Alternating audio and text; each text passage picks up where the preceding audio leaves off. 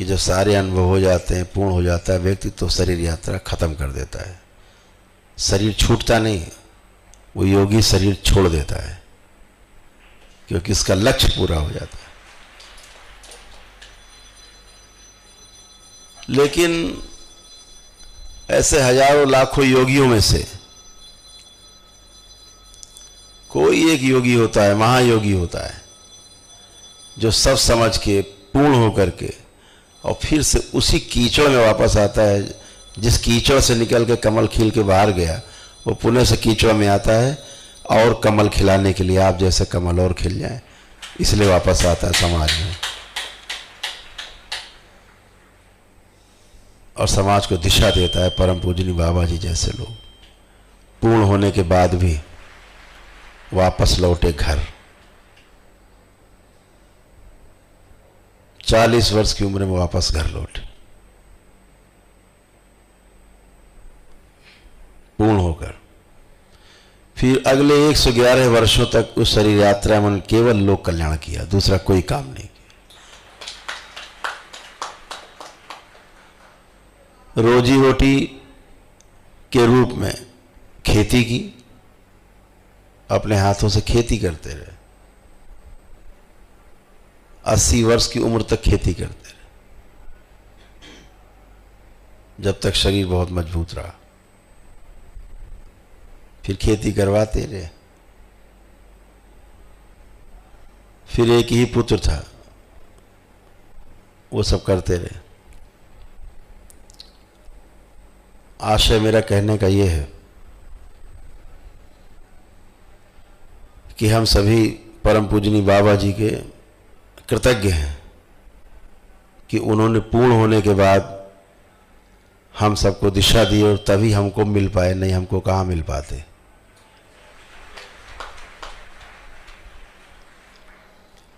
लोग कहते हैं कि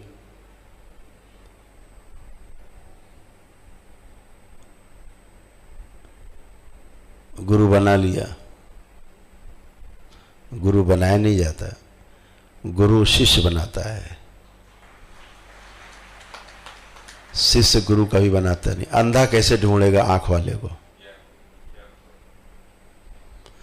आंख वाला अंधे को ढूंढता है। शिष्य अंधे हैं, कुछ नहीं जानते, कुछ नहीं पता, अंधेरे में हाथ पैर मार रहे हैं। आंख वाला पकड़ लेता है, हाथ इधर आओ, तुम में योग्यता है, तुम में क्षमता है। आंख वाला ढूंढता है, गुरु ढूंढता है शिष्य को। तो ये भ्रम निकाल देना बेहतर होगा कि हमने गुरु को ढूंढ लिया। आप सिर्फ प्रयास करते हो, लेकिन इस परीक्षा में आप नहीं, गुरु पास होता है। आपको पहचान लेता है, आपको अपने जैसा बनाने की कोशिश करता है। परम पूजनीय बाबा जी आज भी हमारे बीच में शरीर रूप में ही उपस्थित है। हो सकता है आपके बीच में बैठे हो।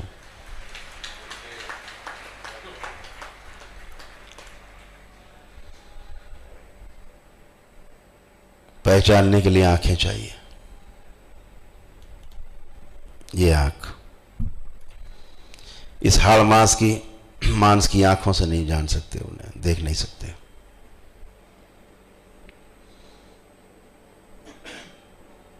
तो आप सब बहुत परम सौभाग्यशाली हैं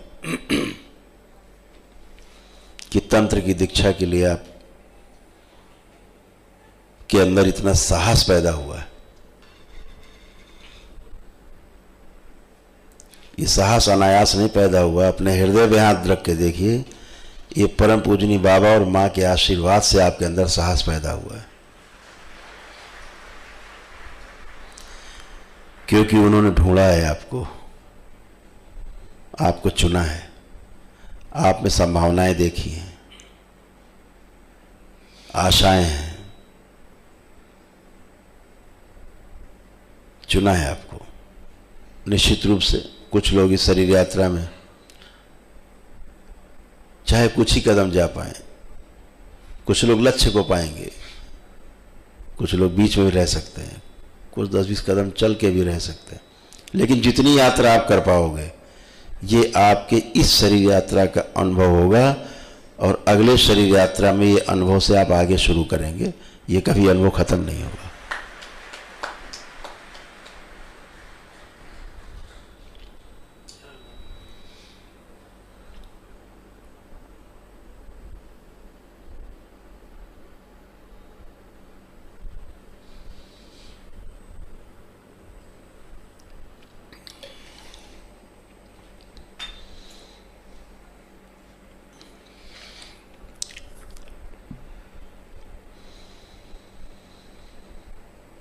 भगवान श्री कृष्ण श्रीमद् भागवत गीता में अध्याय 9 श्लोक 25 में कहते हैं, उसका भावार्थ है,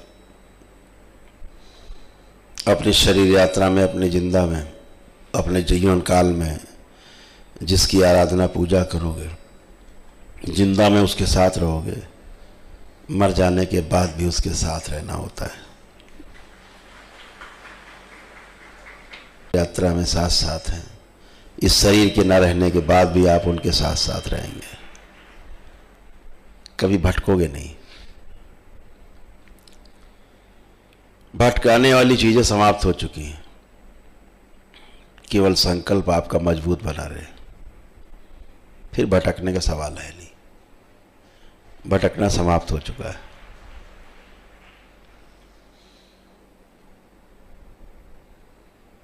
इस तंत्र दीक्षा का उद्देश्य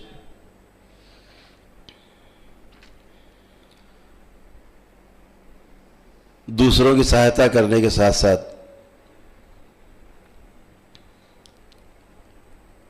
हमें अपने अनुभव में उतरने का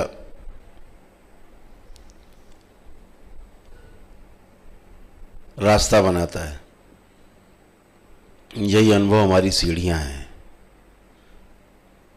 यही अनुभव हमें लक्ष्य तक ले जाएंगी।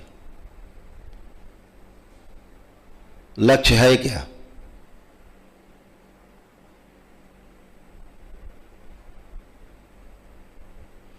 जीवन का लक्ष्य क्या है? गाड़ी, बंगला, मोटर, कार, गहने, जेवर, मकान, संतान, परिवार या और कुछ?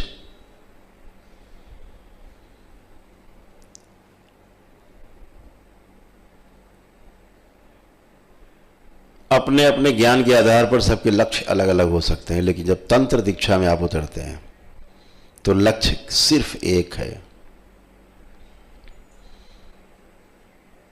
और उस लक्ष्य के लिए, जिसके लिए आप आज पहली सीढ़ी पे कदम रखने जा रहे हैं, उस लक्ष्य से केवल आपको समझ हासिल होगी।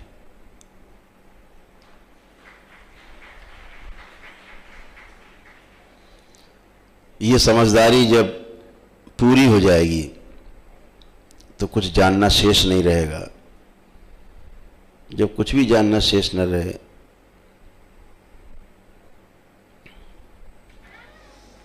तो पूर्णता होती है। तो इस शरीर यात्रा में जो हमारा लक्ष्य है वो हमारी हर शरीर यात्रा में पीछे रहा है। दुर्भाग्यवश अगर इसे आप नहीं पार कर पाए इस शरीर यात्रा में, तो अगली शरीर यात्रा में भी आपका लक्ष्य समझ को पूरा ही करना रहेगा। कैसे समझ पूरी हो जाए, यही लक्ष्य रहेगा, यही जीवन का लक्ष्य है। जीवन समझना चाहता है, हर चीज समझना चाहता है, अपने में, अपने आसपास, अपने चारों ओर, सृष्टि में हर चीज को समझना चाहता है। वह उसको समझने से छोड़ देता है जिसके बारे में उसे लगता है ये संभव नहीं समझना, छोड़ देता है। छूटा हुआ समझने के लिए फिर आना पड़ता है। इसलिए ध्यान रखो, कोई भी चीज समझने के लिए कुछ छोटा बड़ा नहीं है। अगर छोटा है बड़ा कुछ भी है तो वो आपका संकल्प है।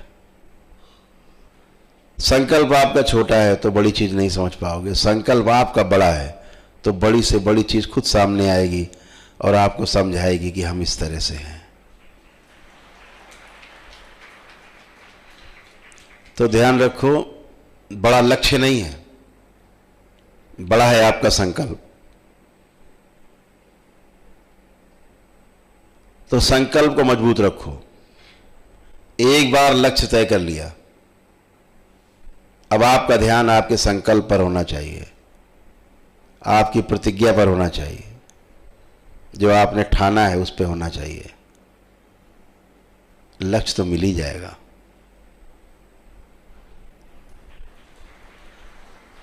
लक्ष्य तो होता ही भेदने के लिए है। तो ध्यान रखो, मजबूती हमें संकल्प में चाहिए। लक्ष्य को बार बार ध्यान देने से क्या होगा? एक बार गहरे से संकल्प कर लिया लक्ष्य के लिए, रास्ते में चल पड़े, दिल्ली जाना है, अब चल दिए। गाड़ी है तो ठीक, गाड़ी नहीं है तो ठीक, पैदल भी ठीक, लेट के जाना पड़े बार बार तो भी ठीक। संकल्प मजबूत होना चाहिए, दिल्ली पहुंचना है। एक बार तय हो गया, दिशा तय हो गई। आज आपकी दिशा तय हो रही है आपके संकल्प से, आप यहां बैठे हो। तो संकल्प जितना आपका मजबूत रहेगा उतना ही आपकी यात्रा सुगम रहेगी। संकल्प जितना कमजोर होगा यात्रा आपकी कठिन होने वाली है। तो हमेशा ध्यान आपका आपके संकल्प पर हो। लक्ष्य आप तय कर चुके हो, लक्ष्य डिगेगा नहीं, तब तक नहीं डिगेगा जब तक आपका संकल्प मजबूत रहेगा।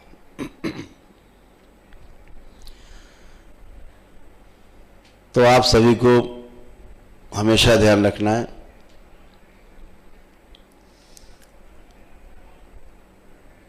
कि व्यवस्था को समझने में सुख है। तंत्र एक व्यवस्था है, व्यवस्था दर्शाता है। आज आपके दरबार के पास वो शक्ति है, वह शक्ति पूरी सृष्टि से इस दरबार में है, एकत्रित है। सब बड़े से बड़े महागुरु इस दरबार में उपस्थित हैं आपको दिशा की तरफ आगे बढ़ाने के लिए, अनुभव कराने के लिए। सब महागुरु हैं ही। परम पूजनीय बाबा जी के साथ साथ तमाम महागुरुओं का मेला है यहाँ पर, जो केवल किताबों में लिखे हैं सिर्फ उतने नहीं, जिन्होंने कंदराओं में अपने पूर्ण होने के बाद शरीर भी छोड़ दिए, जिनका नाम भी नहीं जानते आप, सभी की निगाहें इसी तरफ हैं, आपकी तरफ है, आपकी संभावनाओं की तरफ है। तो आप अकेले नहीं हो, तमाम महागुरु आपकी सहायता के लिए। केवल संकल्प आपका मजबूत होना चाहिए। लक्ष्य तो आप तय कर चुके।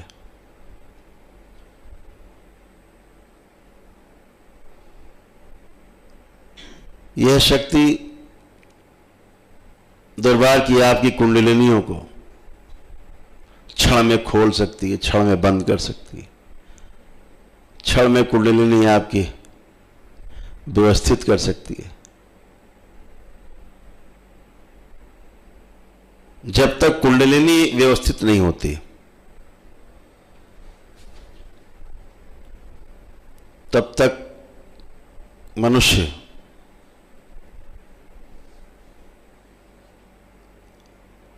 अपनी अनुभव की यात्रा को शुरू नहीं कर सकता।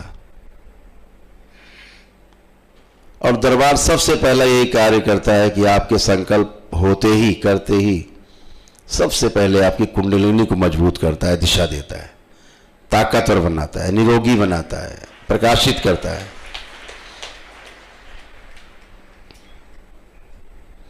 बहुत लोगों की कुंडलिनियां सूक्ष्म में कटी फटी रहती हैं, रोगी रहती हैं, दिन भर देखते हैं हम लोग। अगर कुंडलिनी को व्यवस्थित ना करें तो आप कभी, आपका शरीर भी स्वस्थ नहीं हो सकता, रोगी बना रहेगा। भोलेनाथ के गले में वासुकी अनायास नहीं है, आपके साथ भी आपके वासुकी, वो जोड़ा आपके साथ भी है कुंडलिनी के रूप में।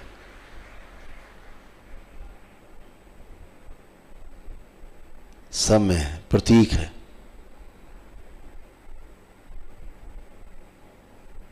गले में नाग होने का क्या मतलब है? प्रतीक है।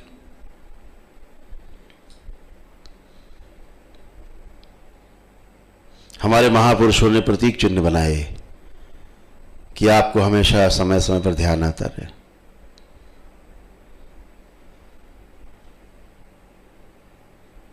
हमारी घरों में माताएं बिंदी क्यों लगाती हैं? माथे पर बिंदी लगाने का क्या महत्व है? अनायास नहीं है।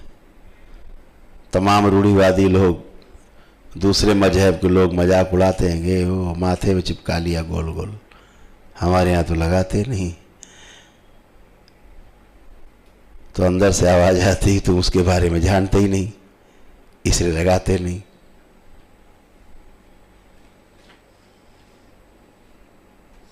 हमारे ऋषि मुनियों ने कोई चीज छोड़ी नहीं, जानते थे वो। इस मानव मन को बहुत अच्छे से उन्होंने समझा है। तुम कहां भटक सकते हो, तो उन्होंने माताओं के मस्तक पे बिंदी रख दी, बिंदी लगा दी, और हम लोगों से कहा तिलक लगाओ। हमारे मस्तक पे तिलक लग गया। गृहस्थ जीवन में जब जब धर्म पत्नी के मस्तक पर बिंदी दिखेगी, तब तब आपको आपका अपना आज्ञा चक्र, आपका शिवनेत्र याद आए। इसलिए वो मस्तक पे बिंदी है उनके, कि लक्ष्य तुम्हारा इधर है, खो मत जाना। इसलिए पत्नी के मस्तक पर एक बिंदी रख दी। ये है तुम्हारा लक्ष्य, जो तुम्हारा अपने मस्तक पर ध्यान देना है, अपने आज्ञा चक्र पर ध्यान देना है, ज्ञान अर्जित करना है, शिवनेत्र पर ध्यान देना। छोटी छोटी चीजें रखी उन्होंने। मांग में सिंदूर क्यों भरा?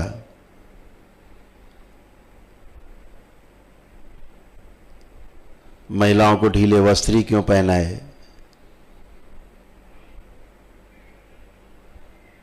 योगियों को ढीले वस्त्र क्यों पहनाए?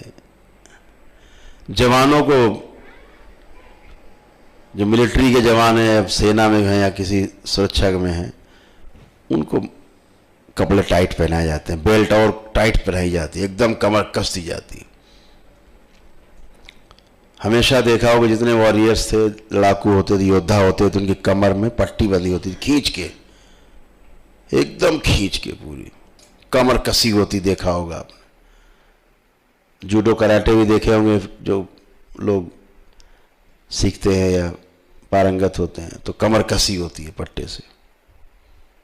सेना के जवान बेल्ट कसे होते हैं, अगर ये ना कसी जाए ये लड़ नहीं सकते। लड़ने का कोई उपाय नहीं। आप बेल्ट खोल दीजिए, वो लड़ नहीं सकता। अखाड़े में पहलवान लगोटा कसता है मजबूत, तो लड़ पाता है। उसको चड्डी पहना दीजिए अमूल की, नहीं लड़ पाएगा, नहीं लड़ सकता है। कमर कसी होनी चाहिए। तो लड़ने के लिए शरीर कसा होना जरूरी, महसूस होना जरूरी। ध्यान के लिए, साधना के लिए ऐसा लगे कि वस्त्र ही नहीं है शरीर पर, ऐसा होना चाहिए। तो दोनों तरफ हमारे ऋषि मुनियों ने, हमारे महापुरुषों ने बहुत काम किया इस पे, और हमें सब कुछ दे गए, कुछ छोड़ा नहीं, कुछ बचा नहीं। तो हमें सब अपने ऋषि मुनियों के बताए हुए मार्ग पर चलना है, उसका पालन करना है। निश्चित रूप से लक्ष्य आपकी प्रतीक्षा कर रहा है, और दरबार की शुभकामनाएं आप सभी के लिए हैं कि आप लक्ष्य प्राप्त करें।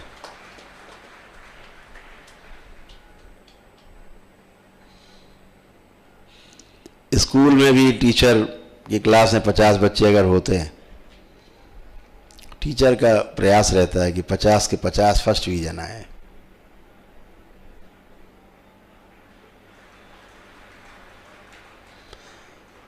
अब बस आपके संकल्प की आवश्यकता पड़ती है केवल कि आपका संकल्प कितना मजबूत है। मैं फिर वही बात कहता हूँ, कल भी मैंने कहा, ध्यान रखो, स्कूल में कॉलेज में पास होने के लिए, फर्स्ट डिवीजन लाने के लिए 60% से ऊपर नंबर ले आए, आप पास हो गए, फर्स्ट डिवीजन हो गए, बोले हम फर्स्ट डिवीजन पास हो गए। यहाँ कोई भी डिवीजन नहीं है, यहाँ कुछ भी डिवीजन नहीं है, कुछ भी डिवाइड नहीं होता है। यहाँ 100 में 100 चाहिए, 100% संकल्प चाहिए आपका। अगर आपका संकल्प 99% है, 99.999% है, आप अनुत्तीर्ण हैं। आप ये कहा जा सकता है आपके लिए आप अच्छे साधक हैं, तो आप अच्छे साधक बन गए हैं। अभी अच्छा साधक होने के लिए 100% चाहिए। बनने के लिए तो चलेगा, 10% चलेगा, 10% चलेगा, 50% चलेगा, 99% चलेगा बनने के लिए। लेकिन अच्छा साधक होने के लिए, पूर्ण होने के लिए 100% ही पात्रता है। पात्रता में 0.001% की कमी आपको अगले जीवन को भोगने के लिए रास्ता खोल देती है। 84 लाख योनियों को आप तभी भेज सकते हैं जब आपका संकल्प 100% हो। इसीलिए आपका संकल्प ही महत्वपूर्ण है। ये बार बार मैं आपसे कह रहा हूं, जब भी संकल्प डगमगाए, बाबा को याद करना, माँ को याद करना, आंख बंद करके बोलना, बाबा मेरी वो स्मृति काट दी जाए, नष्ट कर दी जाए जो मेरे संकल्प को पूरा करने में बाधा पैदा कर रही है, मेरे संकल्प को डगमगा रही है। इस स्मृति को काट दिया जाए। संकल्प करोगे, 3 बार ओम नमः शिवाय बोलोगे, बाबा माँ को प्रणाम करके, आपका संकल्प फिर सुरक्षित हो जाएगा, गंदगी साफ हो जाएगी। आपके पास ऐसे अस्त्र है संकल्प के, केवल इच्छा करना है आपको। सबकी दृष्टि आप पर है, जो आपकी दृष्टि में नहीं, इसका अर्थ यह नहीं कि वो उनकी दृष्टि आप पर नहीं, सब पर दृष्टि है उनकी। तो आप हमेशा अपने जीवन में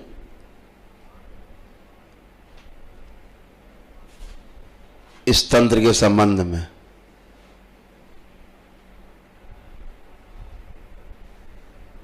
जब भी कोई बाधा उत्पन्न हो तो केवल अपने संकल्प को टटोलना, लक्ष्य को नहीं।